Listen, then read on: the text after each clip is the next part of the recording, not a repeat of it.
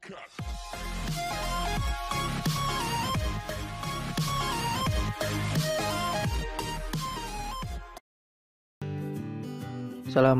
warahmatullahi wabarakatuh. Salam sejahtera bagi kita semua. Halo Sobat Belajar, berjumpa lagi ya. Yuk belajar tematik bersama Pak Mahfud. Belajar tematik semakin asik.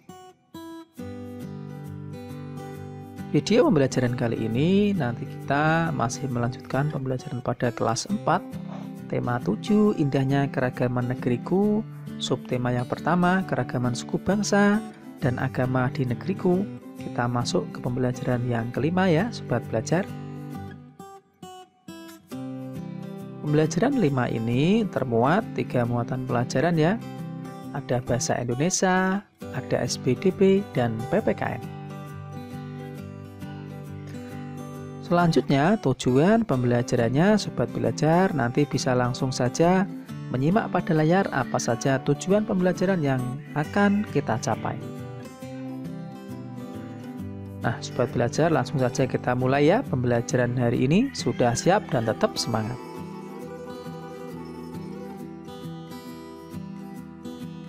Kamu telah mengetahui keragaman suku bangsa dan bahasa di Indonesia.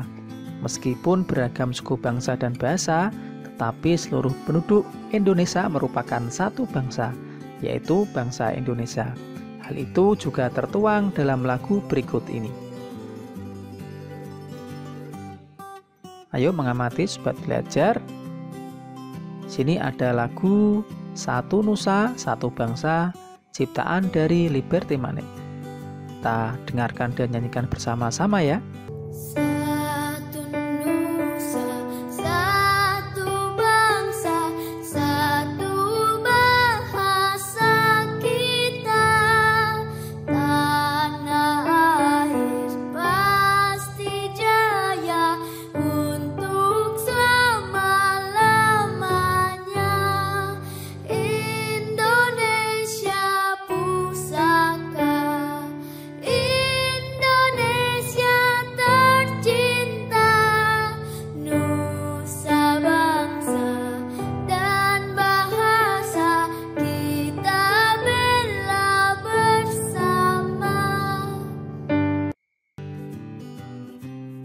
Nah, Sobat Belajar, pada teks lagu Satu Nusa Satu Bangsa, tandailah syair lagu bernada tinggi dan bernada rendah.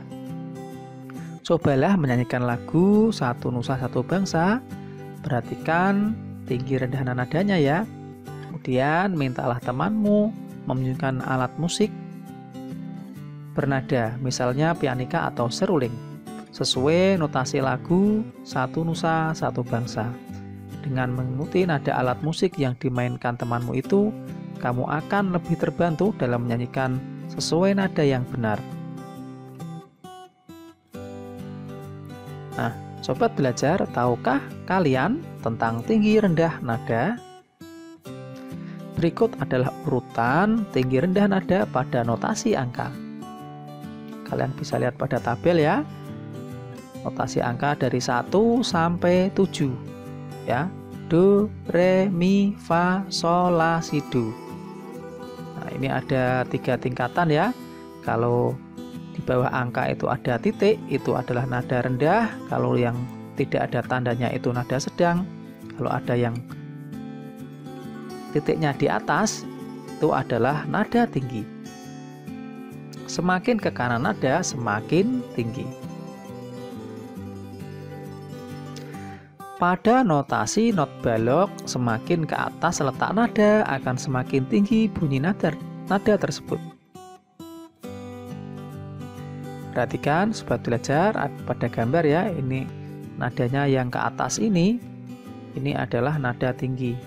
Kemudian kalau ke bawah nadanya semakin rendah.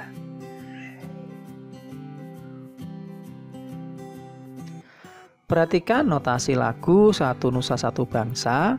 Di bagian kiri atas lagu itu terdapat tulisan tempo lambat. Nah, tanda tempo itu apa ya Sobat Belajar? Tempo adalah tanda yang digunakan untuk menunjukkan cepat atau lambatnya sebuah lagu yang harus dinyanyikan.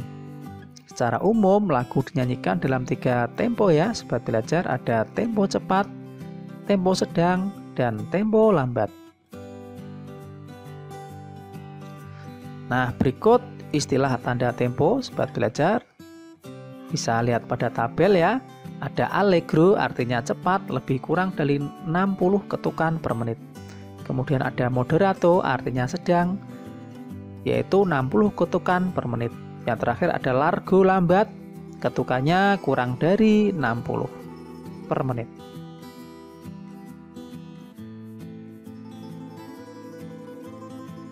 Kamu telah menyanyikan lagu Satu Nusa Satu Bangsa. Dengan lagu itu, kamu semakin mengerti bahwa meskipun di Indonesia terdapat beragam suku, kita tetap satu bangsa, yaitu Indonesia.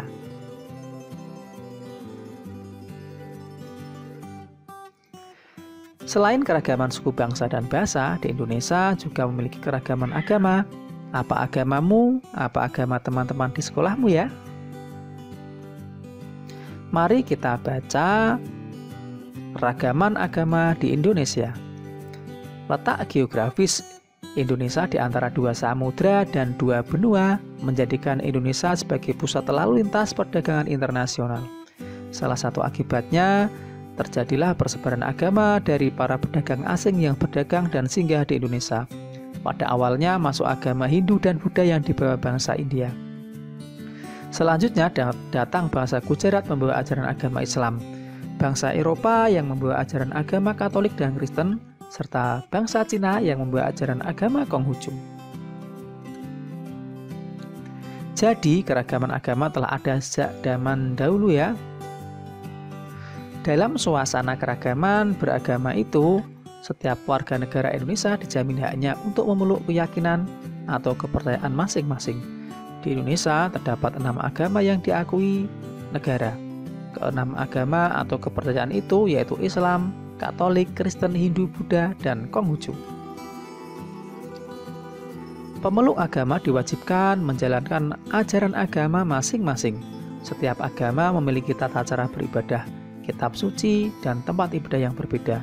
Negara memberikan kebebasan bagi semua pemeluk agama untuk menjalankan ibadah sesuai ajaran masing-masing. Nah, sobat belajar, bersama teman kalian carilah informasi berikut ya. Nama kitab suci setiap agama di Indonesia, yang kedua tempat ibadahnya, yang ketiga hari-hari besarnya. Nah, nanti kalian bisa menggunakan peta pikiran seperti berikut ya.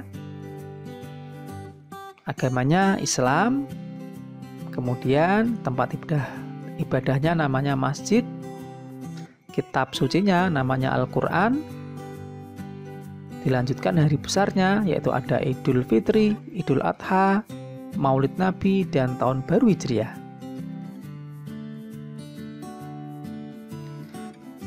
Selanjutnya ada agama Kristen, tempat ibadahnya gereja, kitab sucinya namanya Injil, hari besarnya ada Natal, Paskah, Jumat Agung, dan wafat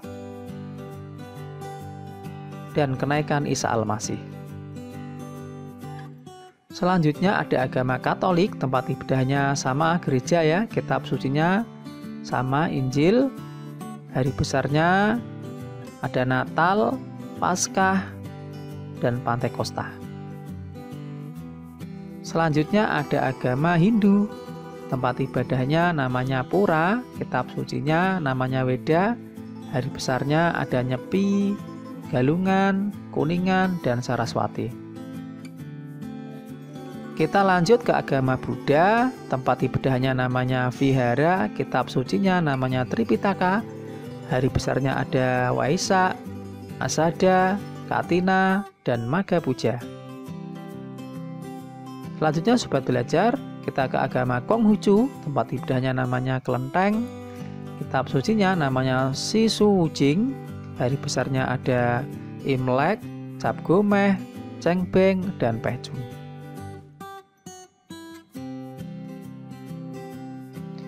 Demikian sobat belajar, video pembelajaran kali ini semoga bermanfaat ya. Jangan lupa dukung channel ini dengan cara like, share, and subscribe.